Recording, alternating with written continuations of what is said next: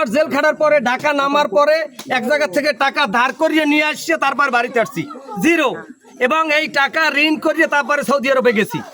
আমার খাওয়ার মতো তখন চলে না, সোজাসুজি কথা। আইয়া কিস্তির টাকা উড়াইয়া, এনজিও টাকা উড়াইয়া একটা গাড়ি চালাই, 600-700 টাকা পাই, তাতে আমার সংসার চলে না।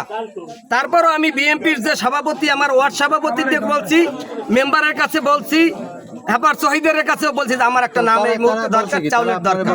হেরা বলছে, মেম্বারের কথা আমি বলছি, হেরা বলছে যে যদি তুমি পাও তাই দেওয়া যাইবে, কিন্তু কই সম্পূর্ণ নামগুলো হয়েছে, জানলে নামটা হয়েছে, আমার কোনো জায়গায় নাম নাই। আচ্ছা, এই নাম না দেওয়ার কারণ কি? নাম না দেওয়ার কারণ হেরাই জানে, আমি জানি না।